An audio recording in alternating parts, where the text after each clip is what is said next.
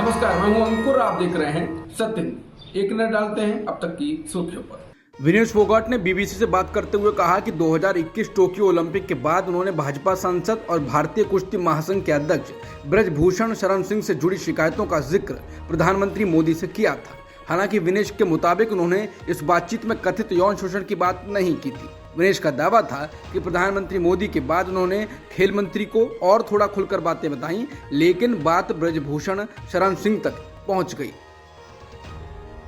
जंतर मंतर पर बैठी महिला पहलवानों ने केंद्रीय खेल मंत्री अनुराग ठाकुर पर मामले को दबाने और भारतीय कुश्ती महासंघ के अध्यक्ष ब्रजभूषण शरण सिंह को संरक्षण देने का आरोप लगाया है। संयोग से ब्रजभूषण भाजपा सांसद भी हैं। पहलवानों ने बताया कि आंदोलन शुरू करने से पहले और बाद उन्होंने कई सरकारी अधिकारियों से मिलकर महिला पहलवानों के साथ हो रहे यौन उत्पीड़न की शिकायत की, लेकिन किसी ने हमारी नहीं सुनी। न्यूज एजेंसी एनआई के मुताबिक विनेश फोगाट ने कहा, हमने जनवरी में केंद्रीय खेल मंत्री अनुराग ठाकुर से बात करने के बाद अपना विरोध समाप्त कर दिया था। उस समय सभी एथलीटों ने उन्हें यौन उत्पीड़न के बारे में बताया था। एक समिति बनाकर उन्होंने वहां मामले को दबाने की कोशिश की। उस समय कोई कार्रवाई नहीं की गई। बिल्किस बानो केस में पहले मना करने के बाद अब केंद्र और गुजरात सरकार दोनों ने सुप्रीम कोर्ट में 11 आजीवन दोषियों की छूट से संबंधी जानकारी साझा करने में सहमति जता दी है। केंद्र और गुजरात सरकार ने बिल्किस बानो गैंगरेप मामले में सुप्रीम कोर्ट में यू-टर्न लेते हुए कहा है कि 11 दोषियों को किस आधार पर रिहा किया गया, इसके असली दस्तावेज वो कोर्ट के सामने पेश करेगी। बता दें, सुप्रीम कोर्ट 11 दोषियों को समय से पहले रिहा करने के गुजरात सरकार के फैसले को चुनौती देने वाली याचिकाओं पर सुनवाई कर रही थी। लाइव लॉग के मुताबिक इसी दौरान ही जस्टिस जोसेफ ने प्रतिवादियों के वकीलों को ये कहा, यह स्पष्ट है कि यहाँ क्या प्रयास किया जा रहा है। मैं 16 जून को सेवानिवृत्त हो जाऊंगा, चूंकि वो अवकाश के दौरान है। मेरा अंतिम कार्य दिवस शुक्रवार 19 मई है। यह स्पष्ट है कि आप नहीं चाहते कि ये खंडपीठ मामले की सुनवाई करे, लेकिन ये मेरे लिए उचित नहीं है। हमने ये बिल्कुल स्पष्ट कर दिया कि निस्तारण के लिए मामले की सुनवाई की जाएगी। एक सामान्य मामले में आरोपियों को जमानत नहीं देने का मामला इलाहाबाद हाईकोर्ट के एक सेशन जज को महंगा पड़ गया। सुप्रीम कोर्ट ने मंगलवार उस जज को अपनी स्किल्स को बढ़ाने के लिए जुडिशियल एकेडमी में भेजने के लिए कह दिया। दरअसल एक सामान्य मामले में आरोपियों को जमानत नहीं दिए जाने की वजह से सुप्रीम कोर्ट ने उनसे ये बातें कही, जबकि 21 मार्च को ही सुप्रीम कोर्ट की ओर से स्पष्ट चेतावनी दी गई थी कि उसके आदेश का पालन नहीं करने की स्थिति में मजिस्ट्रेट का न्यायिक कार्य वापस ले लिया जाएगा। जस्टिस संजय किशन कौल और जस्टिस एहसानुद्दीन अमानुल्लाह की पीठ ने कहा था कि ऐसा बार बार करने पर मजिस्ट्रेट को जुडिशियल एकेडमी में ट्रेनिंग के लिए भेजा जाएगा। इस दौरान वरिष्ठ अधिवक्ता सिद्धार्थ लूथरा अप्रैल के उन 2 मामलों को कोर्ट के संज्ञान में लेकर आए जिसमें जमानत खारिज कर दी गई थी।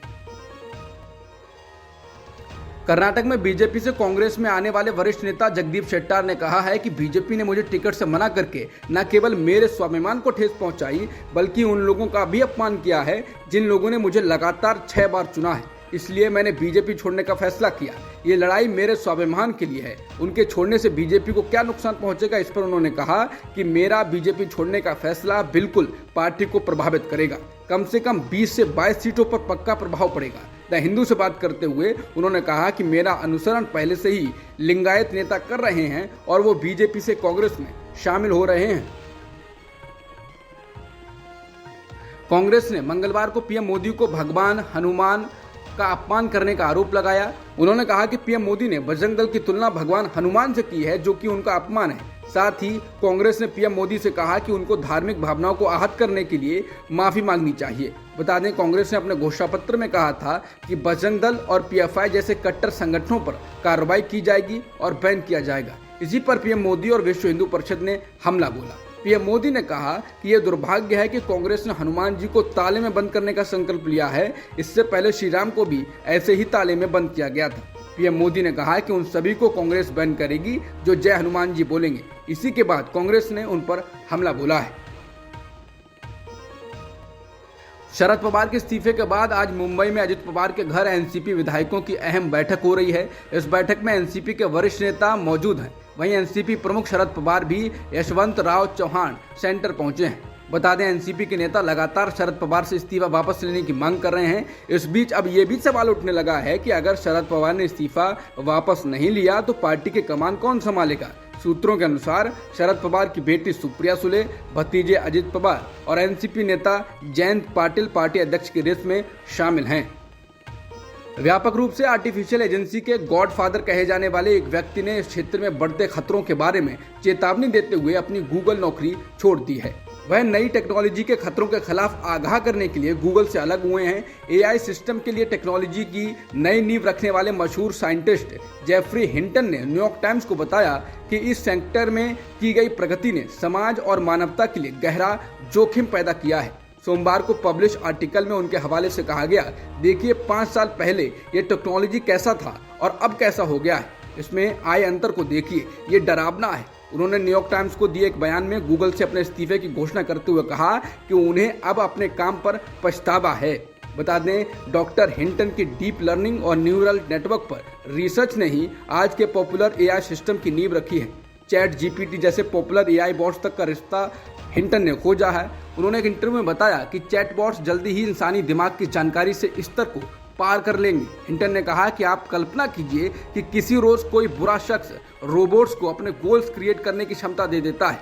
हिंटन ने द न्यूयॉर्क टाइम्स को बताया कि वैज्ञानिकों को इसे तब तक और अधिक नहीं बढ़ाना चाहिए जब तक कि वे समझ नहीं जाते कि क्या वे इसे नियंत्रित कर सकते हैं या नहीं कर सकते हैं। भारतीय क्रिकेटर मोहम्मद शमी और पत्नी हसीन जहां के खिलाफ विवाद थमने का नाम नहीं ले रहा है। अब उनकी पत्नी हसीन जहां ने सुप्रीम कोर्ट में याचिका दायर कर उनके खिलाफ दहेज मांगने और विवाहेतर संबंध रखने के आरोप लगाए हैं। उन्होंने याचिका में कहा है कि मोहम्मद शमी के खिलाफ दायर आपराधिक मामला 4 साल से लंबित पड़ा हुआ है। उन्होंने गंभीर आरोप लगाते हुए कहा है कि मोहम्मद शमी ने भारतीय राष्ट्रीय क्रिकेट टीम के साथ दौरों पर सेक्स वर्कर्स के साथ संबंध बनाए। बता दें, मोहम्मद शमी इन सभी आरोपों को खारिज करते रहे हैं। मालूम हो कि हसीन जहां ने कलकत्ता हाईकोर्ट के 28 मार्च 2023 के आदेश के खिलाफ सुप्रीम कोर्ट में याचिका दायर की है। हाईकोर्ट ने हसीन जहां और मोहम्मद शमी के बीच विवाद पर स्थानीय सत्र अदालत के फैसले को खारिज करने से इनकार कर दिया था। सत्र अदालत ने मोहम्मद शमी के खिलाफ जारी गिरफ्तारी वारंट पर रोक लगा दी थी। अब तक की सुर्खियों में इतना ही। बाकी खबरों के लिए बने रहिए सत्यहिंदी.com के साथ।